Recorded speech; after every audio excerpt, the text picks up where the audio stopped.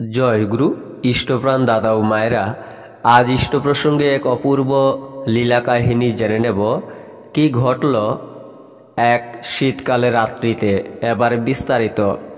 একটা শীতকালে রাত্রি প্রায় 1টার সময় শ্রী শ্রী ঠাকুর অনন্ত মহারাজের সমক্ষে শ্রীযুক্ত দুর্গানাথ সান্যাল মহাশয়কে বলিলেন, দুর্গানাথ দা, আপনি এখনই যে কিশোরীকে কিছু খাওয়াতে পারেন?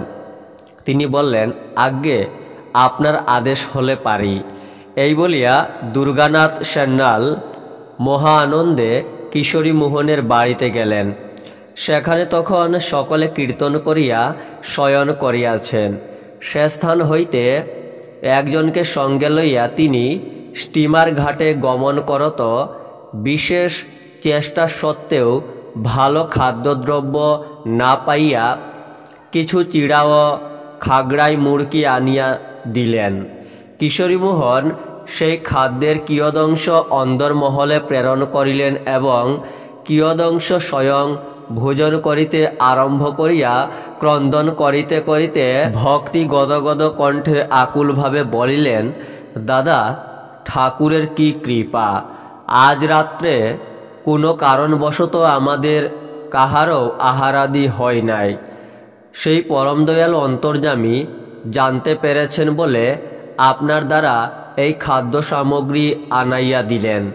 তিনি এই কথা বলিতেছেন, এমন সময় সকলেই দেখিলেন অনন্তনাথ একটি ঠুঙ্গাপূর্ণ রসগোল্লা লইয়া সেই স্থানে উপস্থিত হইলেন এবং বলিলেন, দুর্গানাথ দা, আপনি শুকনো চিড়ে দিয়েছেন, ও কি খেতে পারা যায়?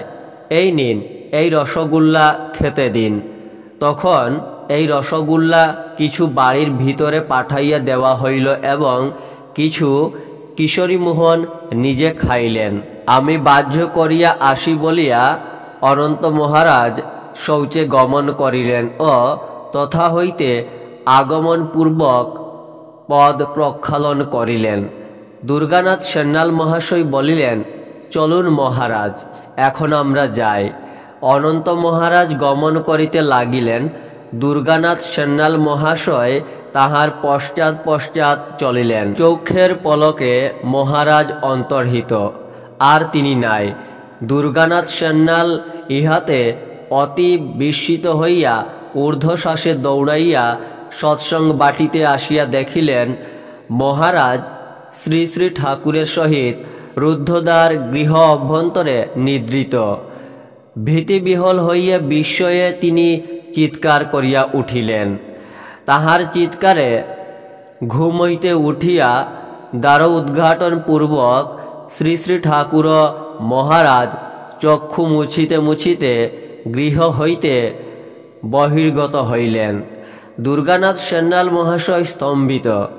তখন বুঝিতে পারা গেল অনন্তনাথ কিশোরী মোহনের বাড়িতে যান নাই। একথা শুনিয়া তিনি আশ্চর্যান্বিত হইয়া গেলেন।